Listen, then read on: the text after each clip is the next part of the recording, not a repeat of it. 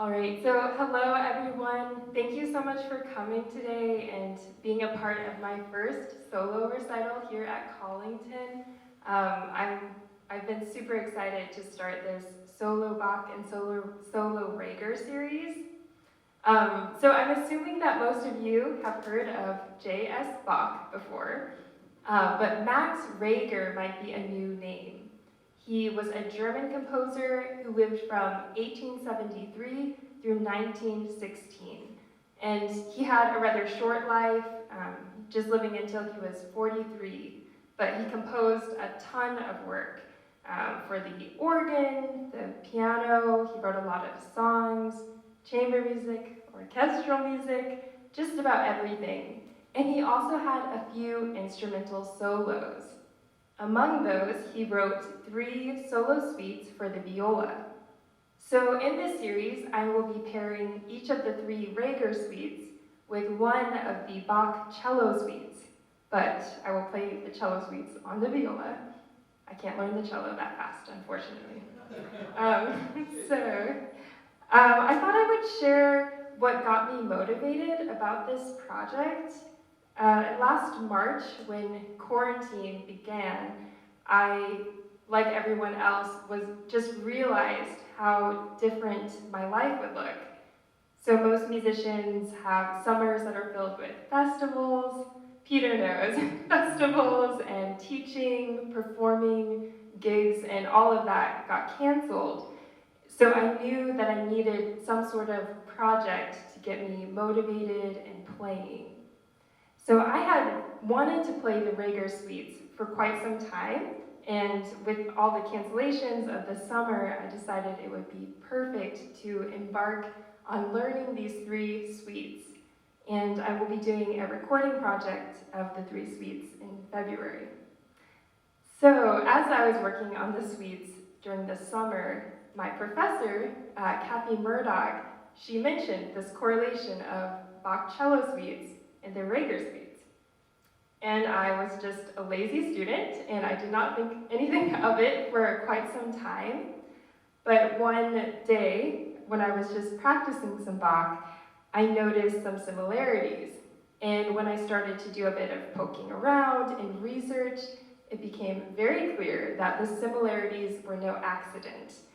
So Reger was a huge admirer and devotee of Bach and his music. So I thought it would just be a really cool opportunity for all of us to get to know the cello suites and the Reger solo suites together. And hopefully we can appreciate all the more by hearing them back to back. So tonight will be Bach cello suite number 1 in G major and Reger solo suite number 1 in G minor. So Bach likely wrote his cello suites between 1717 and 1731, while he was Kapellmeister for Prince Leopold in Cothen.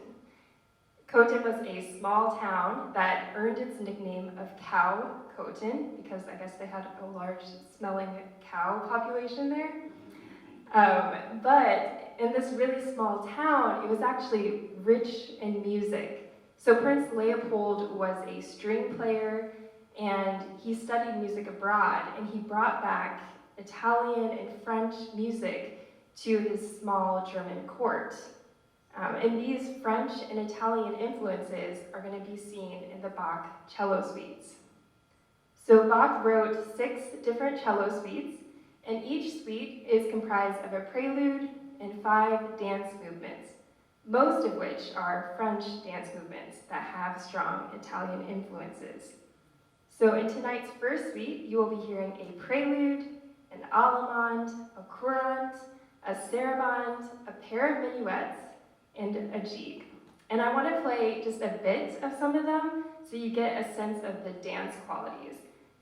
So here's one of the faster dances, the jig. It's in a sprightly compound meter. And Mattheson, a famous German theorist and composer of the time, characterized it by an ardent and fleeting zeal.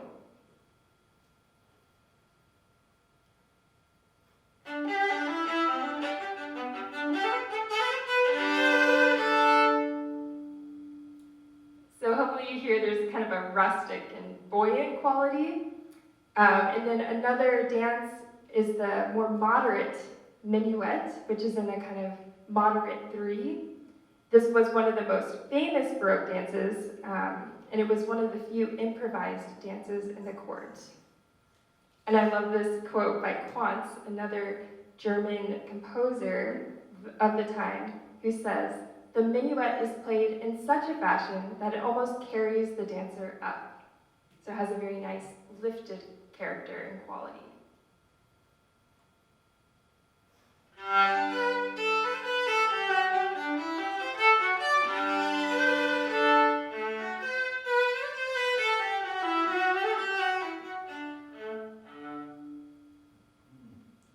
So you can kind of imagine the dancers helping each other out and lifting each other a bit. Or here's the saraband, which I think of as the heart of the suite. It's the most noble and slowest of the dances in a calm 3. Talbot, another composer of the time, writes that the saraband is apt to move the passions and to disturb the tranquility of the mind.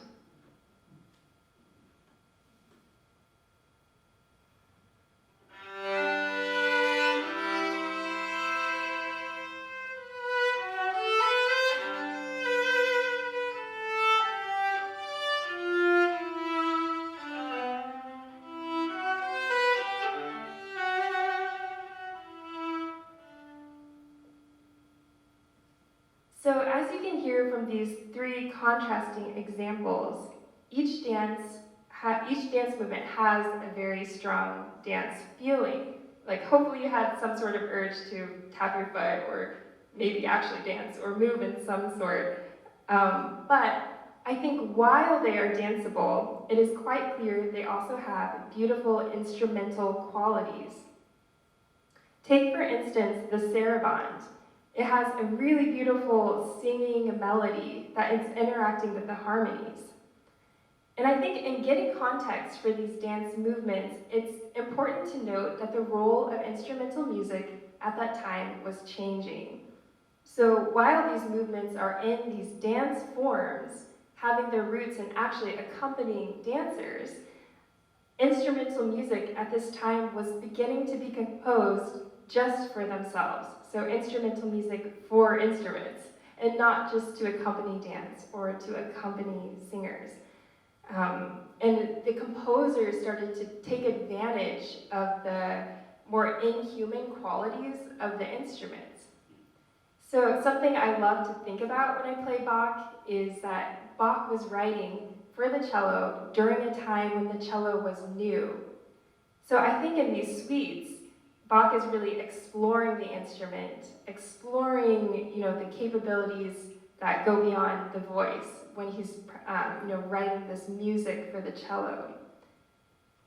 And this is especially true in the prelude, which is the only movement that is not in a dance form. Matheson writes, "Preludes have so few limitations and so little order that one can hardly give them another general name than good ideas. Hence, their characteristic is fancy."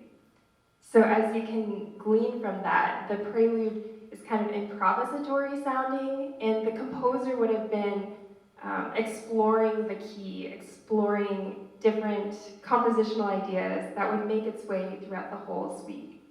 So I'll play the opening of the prelude, and you'll notice there's a ton of open strings. And this idea of open strings and string crossings will make its way through the entire suite.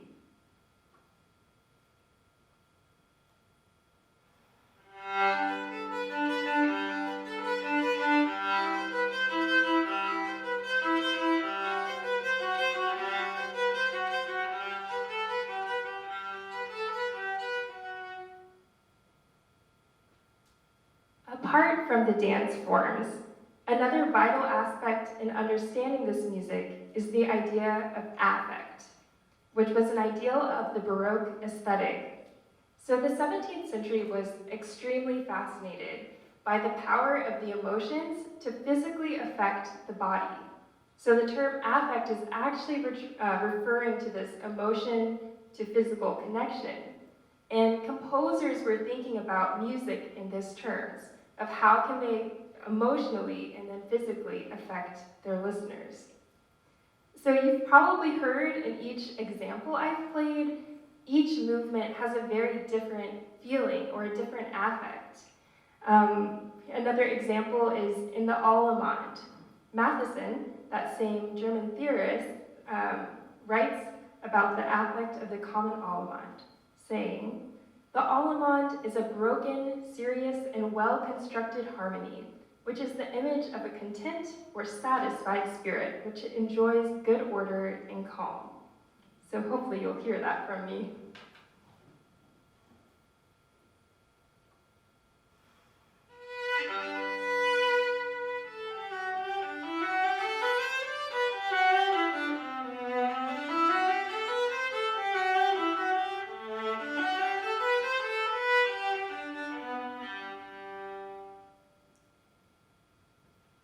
So I think that appreciating the affects and the different dance qualities really bring Bach's music to life.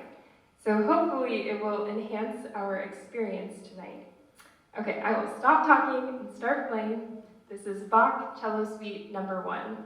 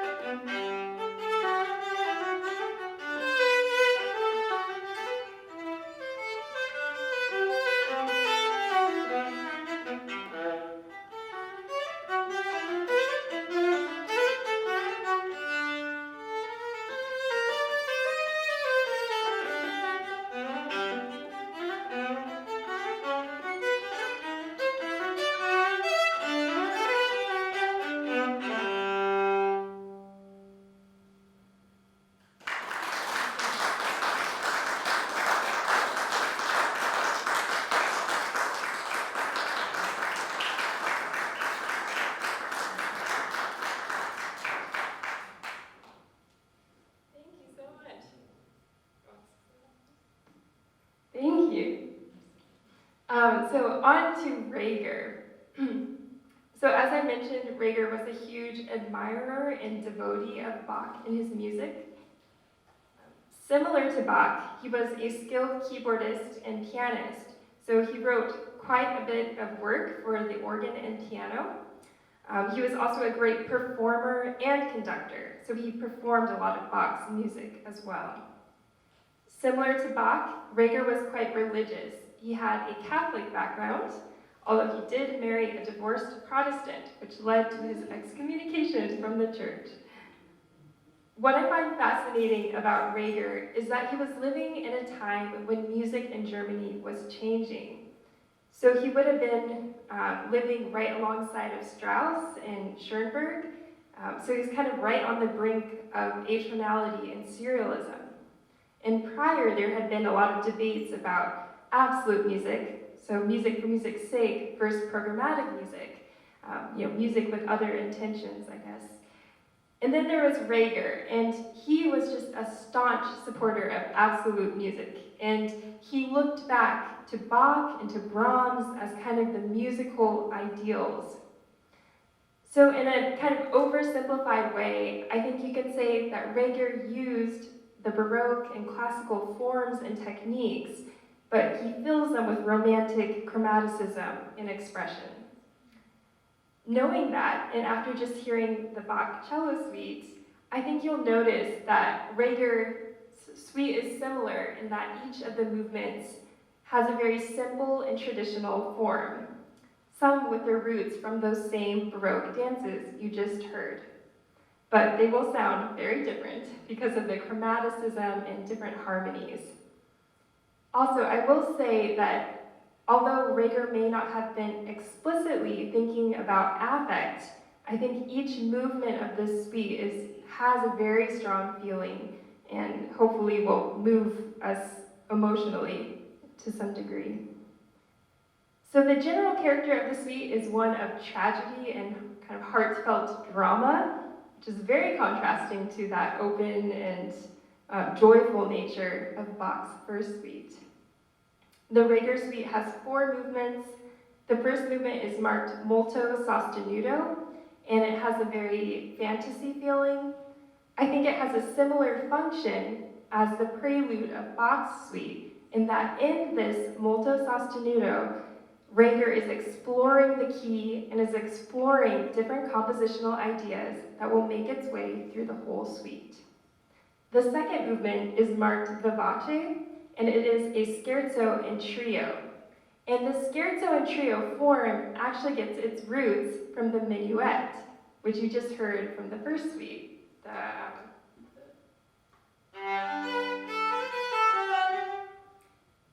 But this vivace will sound very, very different. It has a kind of dark and moody character.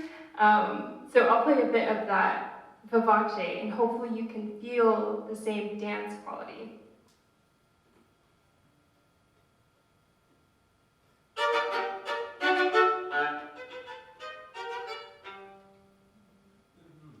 So very different character, but still a dance in 3, kind of an upright dance. The third movement is an andante sostenuto and a calm 3. It is the heart of the suite, I think similar to the sarabande of the cello suite. The fourth movement is a molto vivace and a quick 2, which is literally just a running string of fast notes. And it actually has the same form as the Italian courant from the Baroque time. So hopefully you'll hear some of the similarities between the Bach. You might notice the traditional forms and techniques, but I assure you it will sound very, very different. So this is Reger, suite number 1.